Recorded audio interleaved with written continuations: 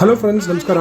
ಇದು ಕೇರಳದಲ್ಲಿ ಪಾಲಕ್ಕಾಡ್ ಡಿಸ್ಟಿಕ್ನ ನೆಲ್ಯಂಪದಲ್ಲಿರುವ ಫೇಮಸ್ ಕಾಡನೆ ಚಿಲ್ಲಿಕೊಂಬಲ್ ಅಂತ. ಇವನು ಒಂದು ದಿನ ಕಾಡು ಬಿಟ್ಟು ಗ್ರಾಮಕ್ಕೆ ಬಂದ್ಬಿಡಿರುತ್ತೆ. ಅಲ್ಲಿ ನೋಡಿ ಒಂದು ನಾಯಿ, ಈ ನಾಯಿನೇ ಈ ಸ್ಟೋರಿಯಲ್ಲಿ ಹೀರೋ ಶಂಭು ಅಂತ.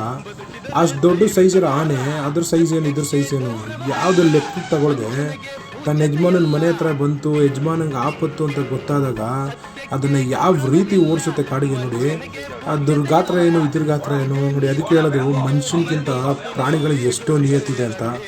ಮನುಷ್ಯರು ಜೊತೆಗಿರೋರು ಏನಾದ್ರು ಕಷ್ಟ ಬಂದರೆ ಕೈ ಕೊಟ್ಬಿಟ್ಟು ಓಡೋಗೋ ಕಾಲದಲ್ಲಿ ಪ್ರಾಣಿಗಳನ್ನ ನೋಡಿ ನಾವು ಕಲಿಬೇಕು. ಅಣ್ಣವ್ರು ಹೇಳ್ದಂಗೆ ಪ್ರಾಣಿಗಳೇ ಮಾನವನಿಗಿಂತ ಮೇಲೂ. ಆ ಸ್ಟೋರಿಗೆ ಇದು 100% ಮ್ಯಾಚ್ ಆಗುತ್ತೆ ನೋಡಿ. ಅವ್ನ ನಾಯಿ ಹೀರೋ ಶಂಭು, ಅವ್ನ ಲೆಕ್ಕನೇ ಹಾಕೊಂಡಿಲ್ಲ. ಅವ್ನ ಸೈಜ್ ಏನು, ಅವ್ರ ಯಜಮಾನ ಹೇಳ್ತಾ ಇದ್ದೀನಿ ಬಿಡೋ ಹೋಗ್ಲಿ ಬಿಡೋ ಏನು ಮಾಡೋಣ ಅಂತ ಬಿಡಲೇ ಇಲ್ಲ ರೀ. ಅದು ಕಾಡು ಓಡ್ಸೋಗಂಟ ಬಿಡಲಿಲ್ಲ. ಆದರೆ ಇವತ್ತು ಈ ಚಿಲ್ಲಿಕೊಂಬನ್ನು ಜೀವಂತವಾಗಿಲ್ಲ. ಮೊನ್ನೆ ಒಂದು ಇನ್ಸಿಡೆಂಟಲ್ಲಿ ಪಾಪ ಡ್ಯಾಮಲ್ಲಿ ಬರುವ ಆ ಕಾಲುವೆ ಇದೆಲ್ಲ ಕನಾಲಲ್ಲಿ ಬಿದ್ದು ಏಟಾಗಿ ಅದು ಕೊಚ್ಕೊಂಡು ಹೋಗ್ತಿರೋಗಿದೆ.